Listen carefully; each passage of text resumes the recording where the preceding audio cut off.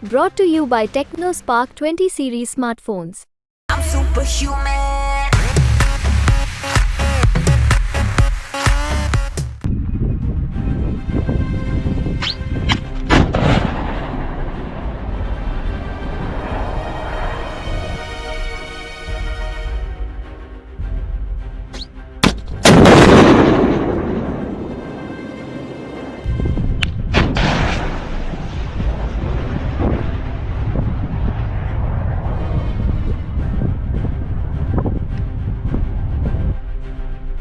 भारतीय सेना को दुनिया की सबसे खूंखार सेना में ऐसे ही शामिल नहीं किया जाता।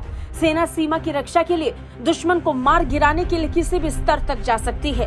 अपने शरीर के हर हिस्से को जंग में इस्तेमाल करती है। अब जरूरत के हिसाब से दुश्मन को ठोक बजाने के लिए सेना अत्याधुनिक एडवांस तकनीक से लेकर देसी तकनीक तक सब आजमा रही है। और इसी के साथ भारतीय सेना अब कंधे से दागी जाने वाली वायु रक्षा मिसाइल प्रणाली विकसित करने के लिए 2 प्रमुख परियोजनाओं पर काम कर रही है। भारत के साथ चीन और पाकिस्तान की सीमाओं पर भारतीय सेना मुस्तैदी के साथ खड़ी है। चीन और पाकिस्तान की हर हरकत का जवाब देने के लिए और हर खतरे से देश को बचाने के लिए अब थल सेना और वायु सेना दोनों के सैनिकों को 350 से ज्यादा लॉन्चर और लगभग 2000 मिसाइलें उपलब्ध करवाई जाएंगी।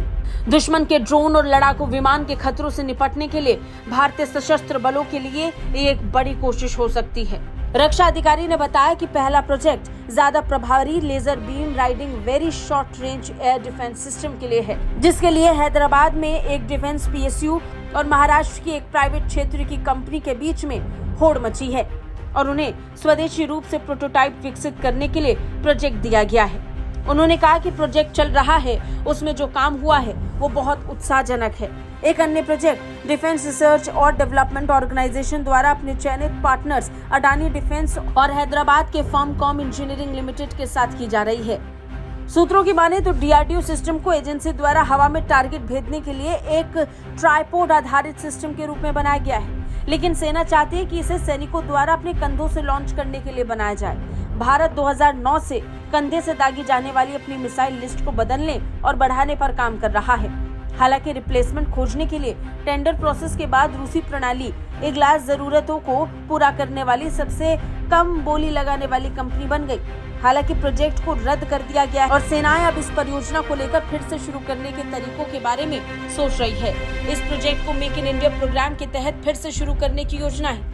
बहुत जल्द संबंधित अधिकारियों की से लेकर बैठक होगी। भारतीय फोर्सेस को हाल ही में इमरजेंसी पावर्स के तहत रूस से 48 से ज्यादा लॉन्चर मिले हैं। आने वाले वक्त में 48 और लॉन्चर मिलने की उम्मीद है। लेकिन भारत अगर कंधे से चलने वाली मिसाइलों को खुद बनाकर विकसित करके इसका इस्तेमाल सेना के लिए कर पाएगा तो निश्चित तौर पर चीन और पाकिस्तान जैसे दुश्मन कांप उठेंगे।